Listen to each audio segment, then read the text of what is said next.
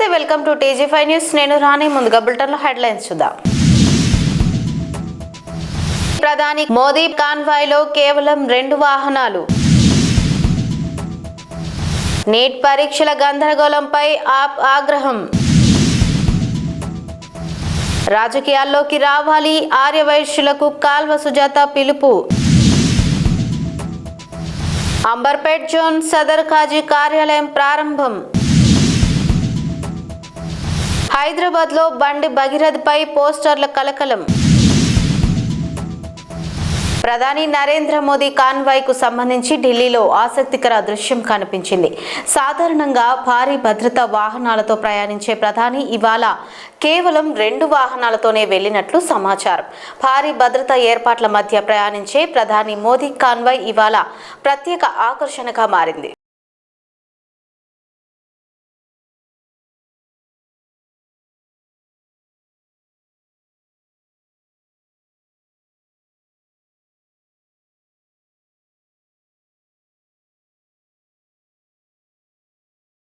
Neat పరీక్షల నిర్వహణపై మరోసారి వివాదం చెలరేగింది.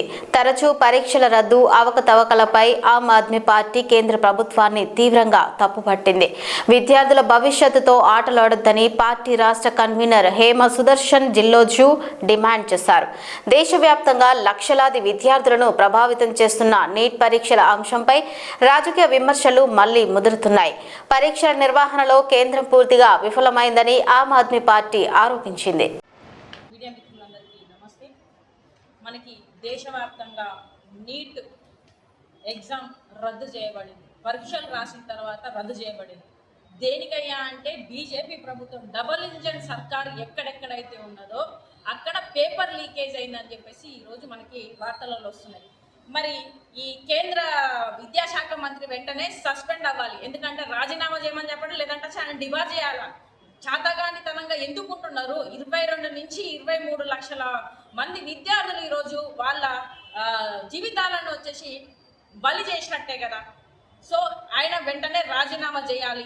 సో ఇంకో విధంగా చూసుకుంటే మనకి నీట్ అనేది 2013లో తీసుకొచ్చారు. దీన్ని అన్ని రకాలుగా ఏంటిది ఒకే ఎగ్జామ్ ఉండాలి అన్ని స్టేట్లలో అన్నట్టు తీసుకొచ్చిన తర్వాత కూడా కొన్ని మనకి 16లో వచ్చేసి మళ్ళీ సుప్రీంకోర్టు కల్పించుకొని దాంట్లో అవకతవకలు ఉన్నాయని చెప్పేసి ఇవన్నీ రకాలుగా చూసుకొని 2016లో మళ్ళీ వచ్చేసి సుప్రీంకోర్టు ఆదేశాల మేరకు దాన్ని కొనసాగించారు.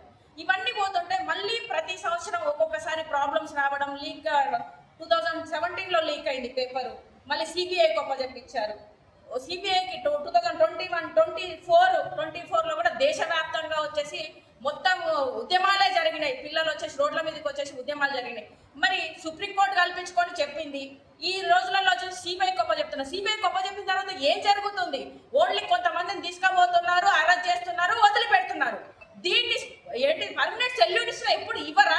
అసలు కేంద్ర ప్రభుత్వం దేనికి ఉన్నది? దీంట్లో ముఖ్యంగా మోడీ ఫెయిల్యూర్ అనాలి. డబుల్ ఇంజన్ సర్కార్ పెట్టుకొని ఈ రోజున ఈ 22 లక్షల నుంచి 23 లక్షల విద్యార్థుల బలిని వచ్చేసి ఈ విధంగా సంవత్సరం పాటు వాళ్ళు చదువుకొని వాళ్ళ జీవితాలను నాశనం చేస్తున్నాం. కనీసం నీకు ప్రభుత్వం నడపడానికే రావట్లేదు. దీంట్లో నాట్ అని చెప్పేసి డైరెక్టర్, ఆయన పేరు సుబోధ్ కుమార్ సింగ్ ఉన్నాడు. ఆయన కూడా వెంటనే వచ్చేసి సిబిఐ ఎంక్వైరీ పెట్టాలి, ఆయన వెంటనే సస్పెండ్ చేయాలి. అసలు ఏం జరుగుతుంది? ఎందుకు వచ్చేసి లీకేజ్ జరుగుతుంది? ఖచ్చితంగా దీని మీద ఎంక్వైరీ చేయాల్సిందే. కొన్ని ఇక కాలేజీలు ఉన్నాయి, నీట్ సంబంధించిన కోచింగ్ సెంటర్స్ ఉన్నాయి, అది దేశవ్యాప్తంగా ప్రత్యేకంగా సిబిఐ ఎంక్వైరీ జరగాల్సిందే. అదేవిధంగా ఆంధ్ర తెలంగాణలో ముఖ్యంగా కొన్ని ఏంటిది నారాయణ, శ్రీ చైతన్య లాంటి వీళ్ళు ఏం చేస్తున్నారంటే కోచింగ్ పేరు పెట్టుకొని ఇన్సెంటివ్ అని చెప్పేసి ఒక బ్యాచ్ని పెట్టేసి ఈ ఏదైతే ఉందో సుబోధ్ కుమార్ డైరెక్టర్ వాళ్ళ దగ్గర నుంచి ఏంటిది లీకేజ్ పేపర్ కోసం వచ్చేసి మాట్లాడుకొని పేపర్ తీసుకొని ఏంటి లోపల కోచింగ్లు అని చెప్పేసి శ్రీ చైతన్య ఏంటిది నారాయణ ఇంకా ఇలాంటి కొన్ని కోచింగ్స్ ఇస్తుంటాయి కదా, ఏంటిది నీట్ కోచింగ్ సెంటర్స్ ఉంటాయి. వీళ్ళందరూ వచ్చేసి పేపర్ లీకేజీలు పట్టుకొని వచ్చేసి ఇన్సెంటివ్ అనే పేరుతో వచ్చేసి సంవత్సరం ఏ విధంగా డబ్బులు ఇస్తున్నారంటే వీళ్ళ కోచింగ్ సెంటర్లో ఫర్ ఎగ్జాంపుల్ 2 లక్షలు ఉందనుకో నార్మల్ కోచింగ్, వీళ్ళకి వచ్చేసి ఇన్సెంటివ్ పేరుతో బ్యాచ్లు పెట్టేసి 5 నుంచి 10 లక్షల వరకు వసూలు చేస్తున్నారు. దాంట్లో ఈ పేపర్ లీకేజీ పెడతారు. మరి ఈ విధంగా చేయడానికి ఎందుకు ఈ నీట్ పరీక్ష? దీనికి బదులు దేశవ్యాప్తంగా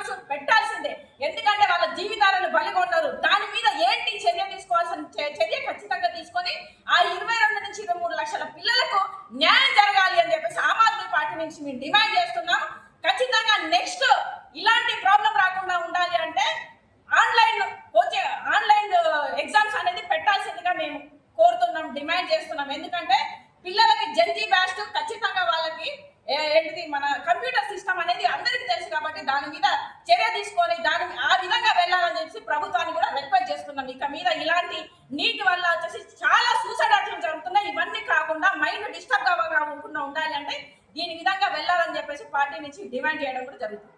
ఆర్యవైశ్యులు రాజకీయాల్లోకి వచ్చేందుకు ఆసక్తి చూపాలని తెలంగాణ రాష్ట్ర ఆర్యవైశ్య కార్పొరేషన్ చైర్పర్సన్ కల్వ సుజాత గుప్తా పిలుపునిచ్చారు.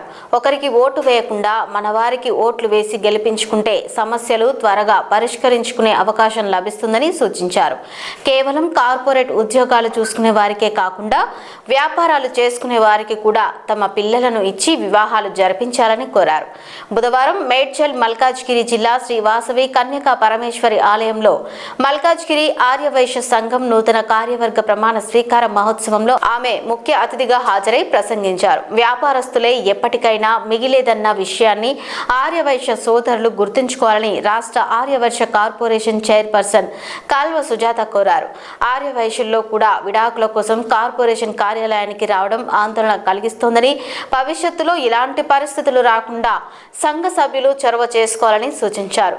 ఈ కార్యక్రమంలో ఇంటర్నేషనల్ వైశ్య ఫెడరేషన్ తెలంగాణ అధ్యక్షులు ఉప్పల శ్రీనివాస్ గుప్తా, నూతన అధ్యక్షులు అల్లంపల్లి సురేష్ గుప్తా, ఉపాధ్యక్షులు బివైఎస్ గుప్తా, కోశాధికారి కొత్తూరు చంద్రశేఖర్ గుప్తా, మహిళా అధ్యక్షురాలు బూరుగు లావణ్య తదితరులు పాల్గొన్నారు. అలాగే దసరా నవరాత్రులు, అలాగే అమ్మవారి జయంతి, శ్రీరామనవమి, ఇలాగే మన ఆర్యవైశ్య సంఘంలో మన ఆర్యవైశ్యుల ముద్దు బిడ్డలు అందరి 45 లక్షల రూపాయలు ఓన్లీ భోజన వ్యవస్థ ఖర్చు ఎవరిస్తున్నారు? ఈ పైసలన్నీ కూడా ఇక్కడ ఉన్నటువంటి మనం బయట ఎక్కడ తీసుకురామక. ఎందుకంటే అన్నగారే అని వీళ్ళందరి సహకారంతో గుల్లపూడి సత్య అమ్మవారి జయంతి రోజు మేము అమ్మవారి పటాన్ని వేస్తాం. ఆ అమ్మవారి పటాన్ని గత 4 ఏళ్ల సంది 5 years అంట మాషెట్టి తీసుకుంటే అట్లాగా థ్యాంక్ యూ సో మచ్. అలాగే మనకి ఇక్కడ వచ్చినటువంటి సంఘం తరఫుకెళ్ళి వివిధ కార్యక్రమాలు మా దగ్గర ఎప్పుడు మిగులు బడ్జెట్ ఉంటుంది. ఇంతేకాదు 100% ఎంత మా దగ్గర మీకు తెలియాలి. బట్టి ఇంకో విషయం కూడా మీరు మాతో షేర్ చేసుకునే విషయం కూడా ఇలా ఎందుకంటే ప్రోగ్రామ్ చేసే వరకు మేము చాలా టెన్షన్ అవుతుందాక, కానీ మేము అందుకే మేము ముందే ప్లాన్ చేస్తాం. ఇక్కడ 100 మందికి ఏమంటారు అనుకున్నాక మేము 300 మంది కొడుతాం వస్తారు. ఎందుకు చెప్తున్నాక అంటే మీరు మాతో మనకు షేర్ చేశారు, ఆ విషయాన్ని మనసులో పెట్టుకొని చెప్తాను. అది కూడా ఇక్కడ ముందు ఎన్నో అందరి ప్రజలు ముందుగా ఈ హాల్ని ఫాల్ సీలింగ్ చేయాలనుకున్నాం. ఫాల్ సీలింగ్కి చాలా మంది దాతలు వచ్చారు. చాలా మీరే లేకుంటే ఈ వ్యవస్థ లేదు. కింద లాకర్ రూమ్ కూడా అండెక్స్ రామకృష్ణరావు ఆధ్వర్యంలో ఆ లాకర్ రూమ్ కూడా చేసుకున్నాం. ఆ లాకర్ రూమే కాదు, ఏసీ చేసుకున్నాం, ఫాల్ సీలింగ్ చేసుకున్నాం. ఇంకా రాబోయే కాలంలో ఇంకా మంచి అభివృద్ధి కార్యక్రమాలను తీసుకోవాలి, ఆదర్శంగా ఉండాలి, కొత్త కార్యక్రమాలను తీసుకోవాలని కోరుకుంటూ మరి అన్నిటికన్నా ముఖ్యంగా రాజకీయాల్లోకి రావాలని కోరుకుంటున్నాం మన ఆర్యవైశ్యులు కూడా. ఎందుకంటే ప్రజాప్రతినిధులు లేకపోవటం వల్ల మనం వెనకబడిపోయినాము. మన కమ్యూనిటీ మైక్రో కమ్యూనిటీ అనే పరిస్థితి ఎవరో ఒకరు కల్పించకుండా మనం కూడా లీడర్ కమ్యూనిటీ, మనం సమాజాన్ని శాసించేటోళ్ళం. వ్యాపారమే కాకుండా మనం సమాజాన్ని మనం ఎట్లా చెప్తే అట్లా 10 మంది వినేటటువంటి కులంలో పుట్టినటువంటి వాళ్ళం. మనం వ్యాపార సంస్థల్లో కూర్చుంటే ఒక 10 మంది వీళ్ళకి ఓటు వేయంటే వేస్తారు, వద్దంటే వేయనటువంటి ఒక అంత పెద్ద కమ్యూనిటీలో మనం పుట్టినటువంటి వాళ్ళం. కాబట్టి మనం ఒకరికి ఓటు వేయని అడగకుండా మన వాళ్ళకి ఓటు వేయించుకొని మనం కూడా రాజకీయాల్లో పెద్ద స్థాయిలో ప్రజాప్రతినిధులుగా ఉంటే ఏ సమస్య వచ్చినా ఈరోజు నిజంగానే మన కార్పొరేషన్ ఒకటే నాది మనది అనే ఒక బలం ఎందుకు వచ్చింది? ఇంతకు ముందు ఎక్కువగా ఎవరు లేకపోవటం వల్ల రాజకీయాల్లో ఇప్పుడు ఆ ప్లేస్ అనేది నాకు చాలా ఆనందం వేస్తుంది. ఇంతకు ముందు ఏదైనా సమస్య చెప్పుకోవాలని అంటే అక్కడక్కడనే ఉంటుండే. పెద్ద సమస్యల గురించి మాట్లాడాలని, ప్రభుత్వ పరంగా ఏమైనా పనులు కావాలంటే ఏడికి పోవాలి? మన వాళ్ళు ప్రజాప్రతినిధులు లేకపోయి మన వాళ్ళ దగ్గర ఎక్కడికి పోతే ఎవరు ఏం పని చేసి పెట్టారు. కాబట్టి మన కార్పొరేషన్ ఆఫీస్ లో రోజు పొద్దున్న నుంచి రాత్రి వరకు 10 మంది వస్తారు. ఏదో ఒక సమస్యతోని జిల్లాల్లో జరిగేటటువంటి వాళ్ళు ఉద్యోగ పరంగా, వ్యాపార పరంగా, మంత్రులతోని, ఆళ్లతో నీళ్లతో పనులు ఉన్నటువంటి వాళ్ళు చాలా మంది వస్తారు. నాకు అప్పుడు అనిపించింది అనమాట, కేవలం ఒక్క చోట నుంచే ఈ వ్యవస్థ నడిపించకుండా 10 మంది మన ప్రజాప్రతినిధులు ఉంటే ఆ జిల్లాలలో మన ప్రతినిధుల దగ్గర సమస్యల్ని పరిష్కరించుకోవడానికి ఒక ఆస్కారం ఉంటది కదా అనేది నేను ఎప్పటి నుంచో చెప్తున్న విషయమే. అక్కడ నేను కూర్చొని చూస్తున్నటువంటి సమస్యలు చాలా ఉంటాయి. ఆ సమస్యల్ని పరిష్కరించాలంటే చాలా మంది ప్రజాప్రతినిధులుగా రావాలి. అంబర్పేట్ జోన్కు తెలంగాణ ప్రభుత్వం సదర్ కాజీగా నియమించిన జనాబ్ గౌస్ సాహబ్ కార్యాలయాన్ని ఘనంగా ప్రారంభించారు. గోల్నాకా ఎక్స్ రోడ్ సమీపంలో ఏర్పాటు చేసిన ఈ కార్యాలయాన్ని ఎమ్మెల్యే కాలేరు వెంకటేష్ రిబ్బన్ కట్ చేసి ప్రారంభించారు. ఈ కార్యక్రమంలో వివిధ పార్టీల మైనారిటీ నాయకులు, మత పెద్దలు, స్థానిక ప్రముఖులు మరియు ప్రజలు భారీ సంఖ్యలో పాల్గొన్నారు. జనాబ్ గౌస్ సాహబ్ను అభినందిస్తూ శాలువాతో సత్కరించారు. ఆయన సమాజ సేవలు మరింత అభివృద్ధి చెందాలని ఆకాంక్షించారు.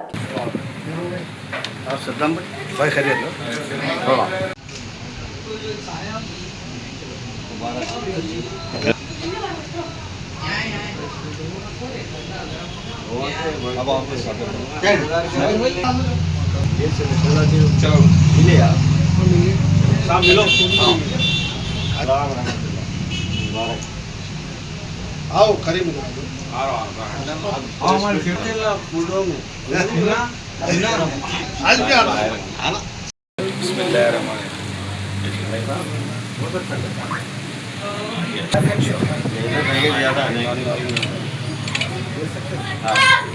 హైదరాబాద్ నగరంలో వెలిసిన పోస్టర్లు ప్రస్తుతం రాజకీయంగా తీవ్ర చర్చకు దారితీస్తున్నాయి.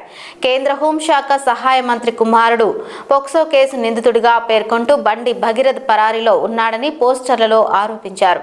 ఆయన ఆచూకీ తెలిసిన వారు సమీప పోలీస్ స్టేషన్కు సమాచారం ఇవ్వాలని పోస్టర్లలో పేర్కొనడం కలకలం రేపుతోంది.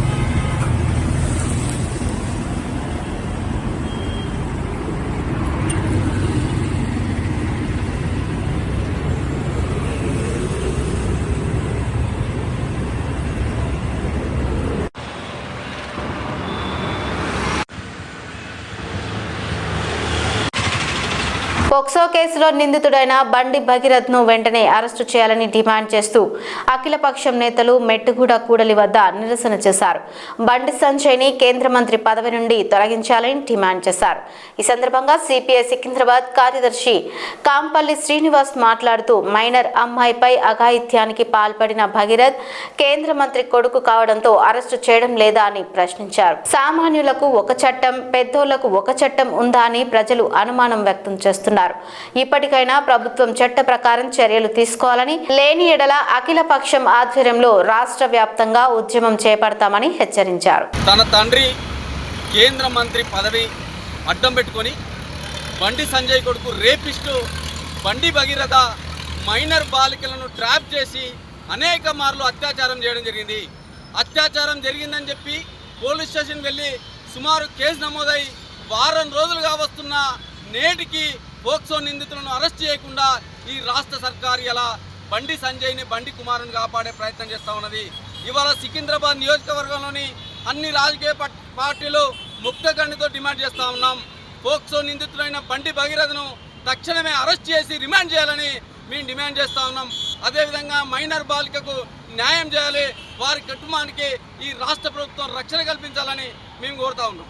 నేను సికింద్రాబాద్ బీఎస్పీ అధ్యక్షుడిని. మన ఈ రాష్ట్రంలో, తెలంగాణ రాష్ట్రంలో కాంగ్రెస్ పార్టీ అయినా సరే, బీజేపీ పార్టీ అయినా సరే, టీఆర్ఎస్ పార్టీ అయినా సరే, ఇన్ని తరాల నుంచి సామాన్యులకి, దళితులకి ఎలాంటి న్యాయం జరగట్లేదు. ఇప్పుడు ఈ బండి సంజయ్ కొడుకు ఇంత అక్రమం చేస్తుంటే పోక్సో కేసు ఏదో కనీసం అరెస్ట్ చేయకుండా నిందితుడు ఎక్కడున్నాడో తప్పించుకున్నాడు నిర్లక్ష్యంగా ఈ పోలీసు వాళ్ళు మాట్లాడడం చాలా బాధాకర విషయం. ఈ బండి సంజయ్ కొడుకుని 2 రోజులలో అరెస్ట్ చేయకపోతే మేము రాష్ట్రంలో బీఎస్పీ పార్టీ తరఫు నుంచి అల్లకల్లోలం చేసి ఆ బండి సంజయ్ కొడుకుని 2 రోజులు ఇస్తామని కోరుకుంటున్నాను.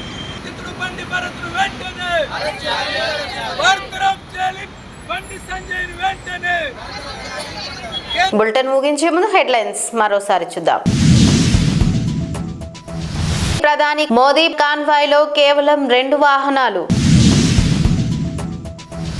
నీట్ పరీక్షల గందరగోళంపై ఆప్ ఆగ్రహం. రాజకీయాల్లోకి రావాలి ఆర్యవైశ్యులకు కాల్వ సుజాత పిలుపు. అంబర్పేట్ జోన్ సదర్ ఖాజీ కార్యాలయం ప్రారంభం. హైదరాబాద్లో బండి భగీరథపై పోస్టర్ల కలకలం. ఇవి ఇప్పటివరకు అప్డేట్స్. మరిన్ని అప్డేట్స్ కోసం చూస్తూనే ఉండండి TG5 న్యూస్.